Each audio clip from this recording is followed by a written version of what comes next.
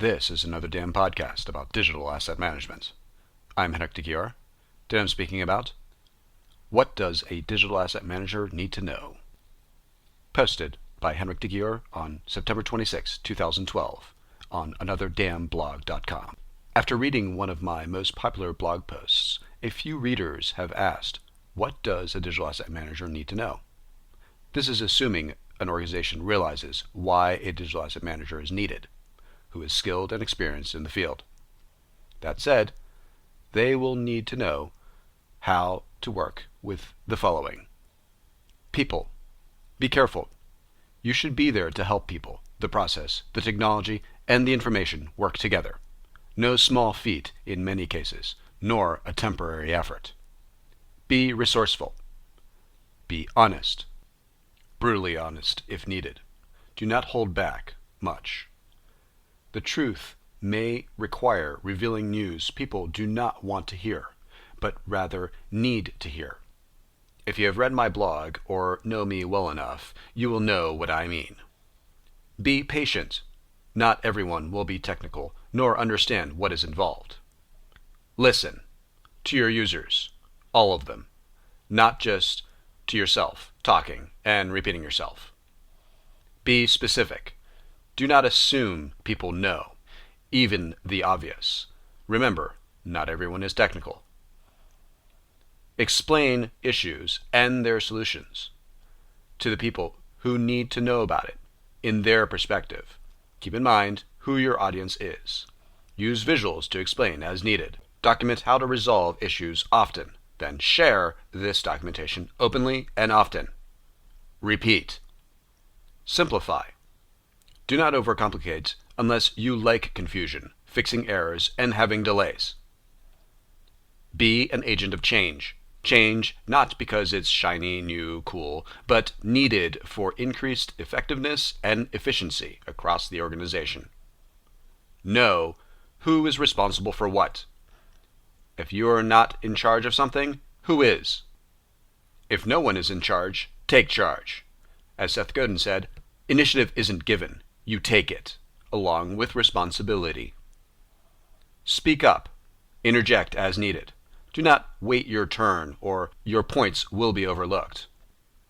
Leave your emotions elsewhere. This is business.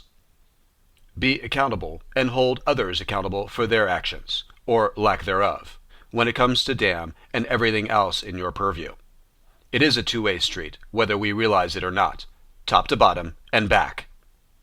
Be proactive as well as reactive as needed. You should not be firefighting issues all day, every day. Otherwise, there is a prioritization and process issue. How and when to say no. Contrary to some people's belief, yes men can hurt the organization as well as themselves, especially if a constant yes is believed to always be the right answer. It is not. Reality checks are necessary for all. Do not kill yourself, physically nor mentally, nor anyone else for that matter, even if it starts to sound really tempting, really. Process. There is at least one process, right? And it is followed. How do DAM users interact with the digital asset management process and system? Help establish a process. Test the process in the real world. Document the process in writing, and train users on the process/workflow as needed, especially when lacking. Work one-on-one or with small groups. Why? Large groups and committees are like large ships. They are hard to steer in any direction and slower to start, stop, or react in general. Don't believe me? Try it. Find out yourself. How does metadata entry occur from sources owned internally and or externally to normalization of the data to entry into the DAM? Then track the process all the way through to use within the system to yield the requested search results. Manage by assigning, measuring, and prioritizing daily. Of what, you ask? How about assets, accuracy of metadata entries, and usage? Error rates, performance of systems, end users, tasks, users. There are plenty more to assign, measure, and prioritize. Establish a process of user adoption from the beginning of the selection process of a DAM system to the integration of the other systems to the regular operations of the solution. What are you going to do to encourage your users? How to make coffee or tea without spilling it or burning yourself, like most things, carefully. Technology. Digital asset management solution within your organization. Metadata validation, and when applicable, metadata automation. How to use and apply the LAMP solution stack, in case you thought there was nothing else to learn to improve your skills. Linux, Apache, MySQL, PHP, Perl, or Python, Unix, Java, the programming language as well as the coffee. Then let's not forget about information. Love information and data, really. It may not love you back, but it's a give and take relationship. You get what you put into it, along with compounding value over time. Of course, I'm talking about metadata.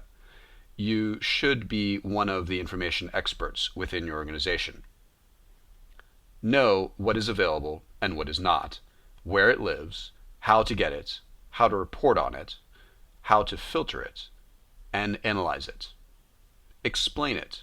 Train people on how to take ownership of it in their role, how to complete their part, the value of this information, and why. Know the difference between data, information, and knowledge. If you want a baseline to know how mature your DAM solution is now within your organization, start studying the DAM Maturity Model, or DAM3.org, which is based on ECM3.org, as it continues to mature. Using DAM3, you can plot how mature your DAM solution is within your organization today, as well as where it could improve. I write this as I leave my position where I was digital asset manager for over 5 years. I've accepted another position as a digital asset management professional in a different capacity to assist other organizations with DAM. For more on this and other digital asset management topics, log on to anotherdamblog.com. Another DAM podcast is available on Audioboo and iTunes. If you have any comments or questions, please feel free to email me at anotherdamblog@gmail.com. Thanks again.